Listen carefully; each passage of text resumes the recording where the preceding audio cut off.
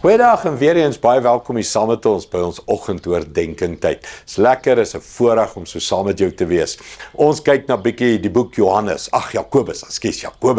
wat geskryf is vir Christene soos ek en jy, wat deur die moeilikheid van die lewe gaan, maar wat by sukses wil uitkom. So hy gee beginsels van hoe kan jy die vuur brandend hou in jou lewe en die pad stap. Hoor wat sê Jakobus 1 vers 5, hy sê, as enige een van julle wysheid kort kom, laat hy dit vra van God, wat aan almal gee, sonder voorbehoud en sonder verwyte, en dit sal aan hom gegee word. Op jou journey van die lewe, wat is daar, wat ek en jy regtig begeer en kort in ons lewe? Is natuurlik wysheid, nee. Hoe om goeie keuses uit te oefen, hoe om die regte keuse uit te oefen, hoe om in moeilike tye nog die regte ding te doen. En dan hierdie vraag, maar wat is die regte ding?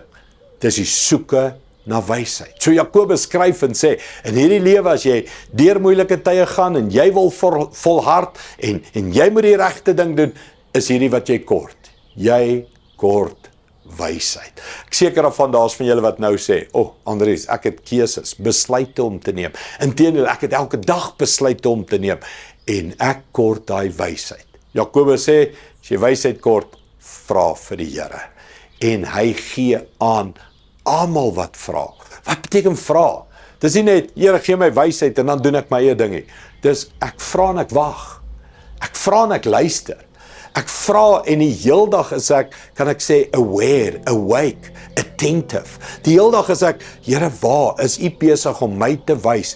Waar is wysheid? Ja, so dis vra, maar dis ook soek. Dis vra en dis ook oplet, konsentreer, fokus op. Dis nie net vra en dan vergeet jy wat het jy gevra vanoggend nie.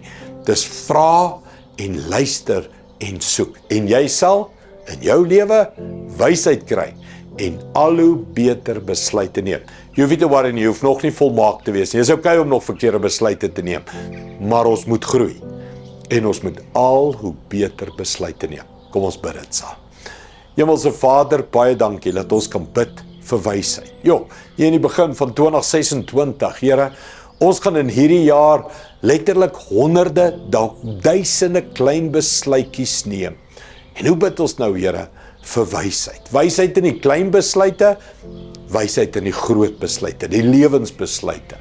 Here, en ons wil dit nie net bid vir wysheid nie, ons wil oplet, ons wil konsentreer, ons wil soek, ons wil luister, ons wil stil word. Here, ons wil nie net ons eie kop en hart en denke volg en die media volg en die wysheid van die wêreld volg nie. Ons wil luister na U. Dankie daarvoor, Here, in Jesus naam. Amen. Dankie liewe vriende, sien jou weer môre. Trots geborg deur Evergreen Turf.